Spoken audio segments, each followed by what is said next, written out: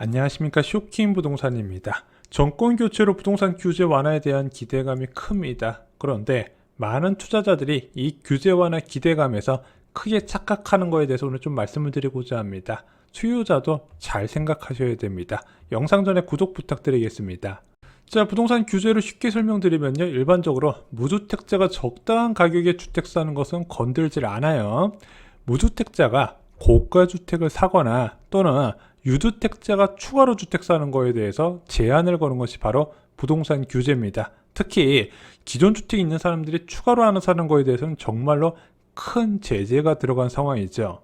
자, 부동산 규제에 따라서 거래량이 달라질 수밖에 없습니다. 서울 지역은 투자 수요에 의존을 많이 하는데 그 투자자 상당수가 기존 주택 갖고 있는 사람들이 한 채를 더 사는 사람들이 많이 있었거든요. 자, 그런데 작년 6.17 부동산 대책과 7.10 부동산 대책 때 시장이 너무 과열되니까 이 유주택자의 시장 진입을 차단하는 대책들이 다 나왔습니다. 다주택자 취득세, 양도세, 보유세 중과 도입 또는 확대 방안이 나왔고요. 아파트 임대사업자 제도가 폐지되면서 그나마 있었던 유주택자가 주택을 추가로 살 수 있는 방안들이 다 막히게 됩니다. 당연히 그러다 보니까 거래량이 반토막이 난 거예요. 8월 달부터 거래량이 5천 건을 넘지 못하죠. 물론 이때 꼼꼼하게 다 잘 막았으면 좋겠지만 문재인 정부에서 항상 빈틈을 만든다 말씀드렸죠. 1주택 투자자에 대한 빈틈으로 똘똘한 채 열풍이 불기 시작합니다. 왜 그러냐면은 대기업 맞벌이 부부가 각각의 신용대출을 최대한 받아요. 연봉이 200%씩. 그리고 기존 주택을 처분하고 전세보증금과 합쳐서 강남이나 서초 지역의 똘똘한 채를 갭 투자하는 게 유행처럼 번져 나갔습니다. 그래서 원래 7.10 부동산 대책 나올 때 이런 무주택 갭 투자에 대한 규제 방안, 거주하지 않은 주택을 처분했을 때 세금을 강화하는 방안이 논의는 됐다가 최종적으로 빠졌거든요. 결국 이런 쪽으로 빈틈이 들어오고 가격이 치솟았다는 부분이죠. 이렇게 초고가 아파트 가격이 계속 오르면요, 그 이하의 중저가 아파트 가격이 안 떨어져요. 그래서 정부가 뒤늦게 신용대출 규제에 나서요, 1억 초과 신용대출 차주의 규제 지역 매수를 제한하고요, 신용대출 한도를 연소득 이내로 제한하게 됩니다. 그래서 신용대출을 활용한 무주택자들의 초고가 아파트 갭 투자도 이것으로 일부 차단이 돼요.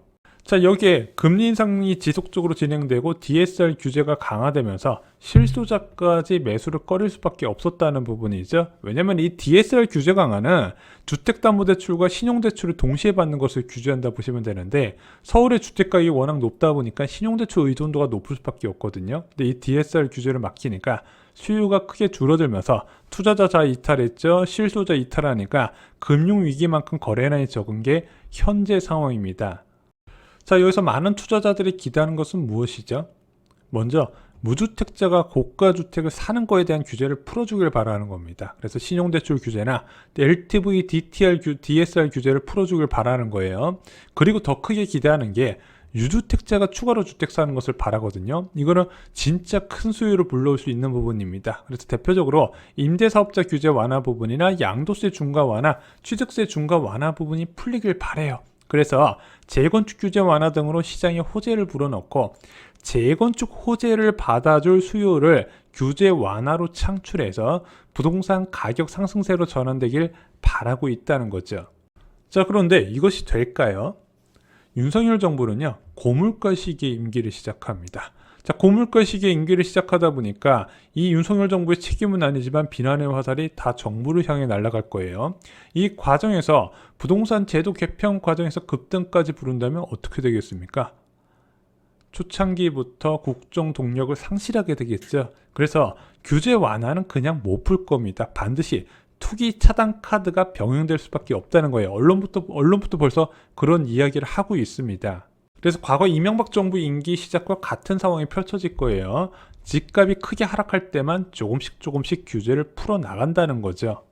자, 그러면은 지금 투자자들이 기대하는 세 가지 팩트 체크도 좀 해드리겠습니다. 얼마나 좀 과도한 기대를 하고 있는지 좀 쉽게 정리를 드릴게요. 첫 번째, 1기 신도시를 비롯한 재건축 규제 완화 부분, 이거 잘못 들어가면 큰일 날 수 있어요. 두 번째, 부동산 세금 제도 개편 부분. 세 번째, 대출 규제 완화 부분 한번 살펴보겠습니다. 자, 먼저 일기 신도시를 비롯한 재건축 규제 완화 부분, 실제 이것으로 분당 지역 호가가 5에서 10% 정도 상승을 했어요. 자, 먼저 안전진단 기준 완화로 너도 나도 재건축할 수 있게 윤석열 정부가 추진한다 이야기를 했거든요. 자, 그런데 그냥 이것을 풀어줄까요? 안전진단 기준 통과해서 너도 나도 초기 재건축 단지 아파트 가격 올라가면 그거 감당 못 하잖아요. 그래서 벌써 나온 언론 보도가 조합원 지위 양도 금지 시점을 안전진단 기준 통과 시점으로 앞당길 거다, 이런 이야기가 나오고 있는 겁니다. 안전책을 마련해 놓고 안전진단 기준을 완화하는 거예요. 정비사업장의 아파트 가격은요, 이제 이런 권리를 사고 팔면서 올라가게 하는데 그것을 못 팔게 한다는 부분이죠. 자, 두 번째는요, 용적률 500%입니다. 일기 신도시의 용적률 500%를 허용해주고 재건축을 하게 되면, 야, 너도 나도 재건축으로 대박 나겠나 싶죠. 자, 그런데 보통 분당 지역의 분당 지역의 아파트 용적률이 한 200%대 초반 나와요. 보통 210, 220 이 정도 되죠. 자, 이런 아파트를 기존 방식대로 300% 용적률을 제공하면은 임대 아파트 빼고 못 빼면 사업성이 없어서 못 해요. 그래서 분당 지역은 리모델링 말고 재건축 이야기는 거의 없었는데, 야, 500%를 제공하면 대박이 아닐까? 이거 이렇게 단순하게 생각하시면 안 됩니다. 자, 정부가 용적률을요 500%를 공짜로 주는 게 아니에요. 기존의 220%에다가 추가로 280% 주는 거잖아요. 이것도 어떤 용도로 사용되는지 잘 보셔야 돼요. 먼저 기본적으로 15에서 20%는 임대주택으로 들어갈 것이고요. 또한 정부에서는 이렇게 특별히 늘어난 용적률의 절반은 공공분양으로 공급하겠다고 했습니다. 역세권 첩집주택으로. 그리고 남은 물량으로 민간 분양이 가능한 거예요. 이것만 조합원 자산에 대해서 분담금을 낮출 수 있죠. 그러면은 이 임대주택이나 공공분양은 기부 체납을 통해서 진행되거든요. 정부에 아마 기본형 건축비만 받고 지자체나 정부에 매각을 해야 됩니다. 적자가 나요. 그럼 민간 분양으로만 수익이 나야 되는데 이게 쉽지가 않다는 거예요.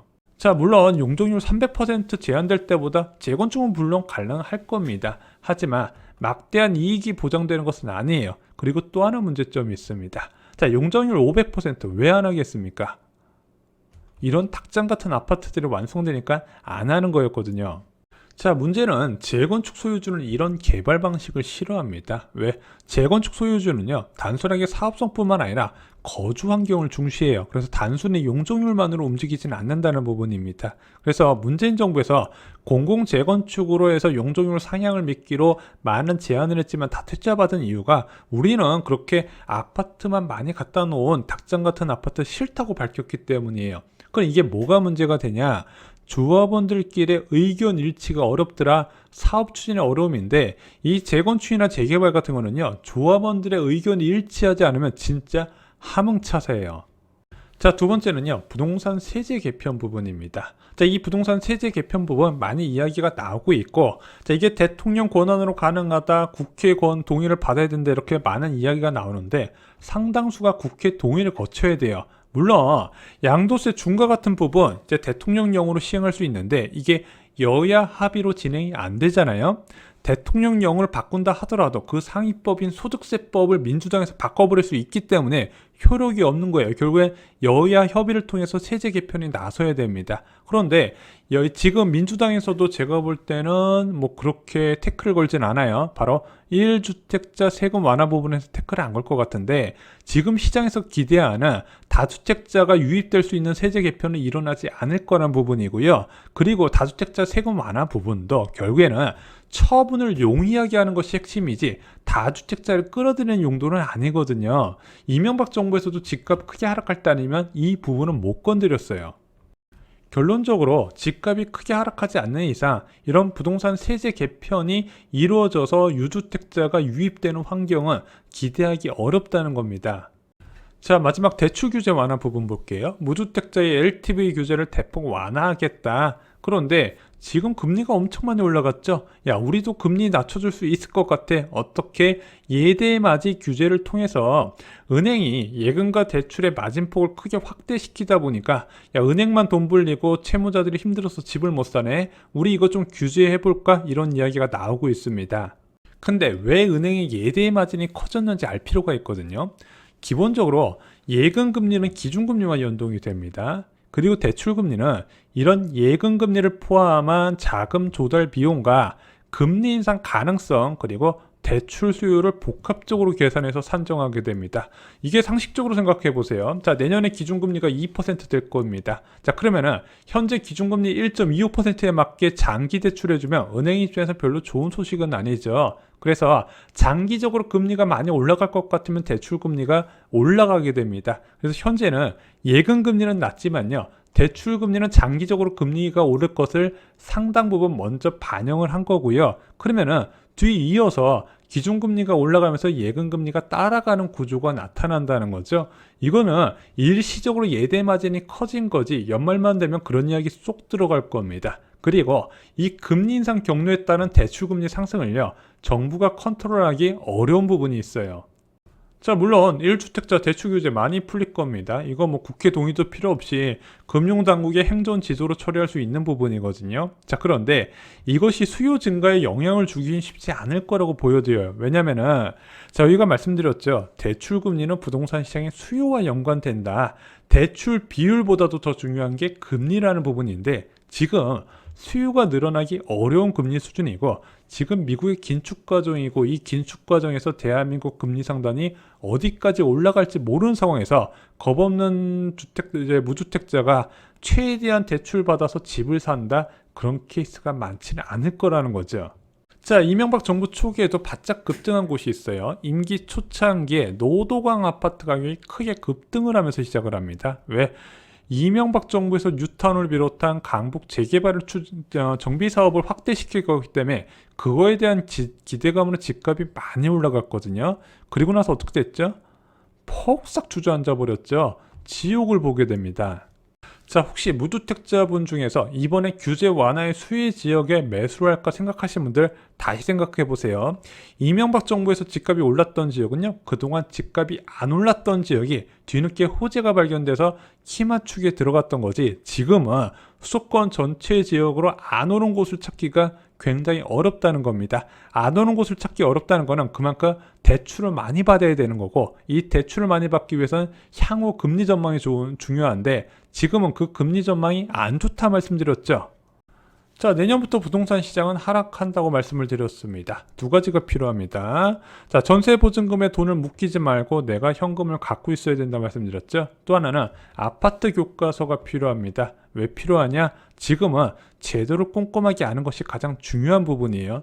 무주택자뿐만 아니라 1주택자도 제도는 꼭 알고 계셔야 됩니다. 그래야 나한테 맞는 투자 전략을 세울 수가 있는 거예요. 자, 수억에서 수십억짜리 아파트 매수하는데 제도도 모르고 뛰어들기 무섭지 않으신가요? 이상으로 영상 마치겠습니다. 좋아요, 구독, 공유 꼭 부탁드립니다. 감사합니다.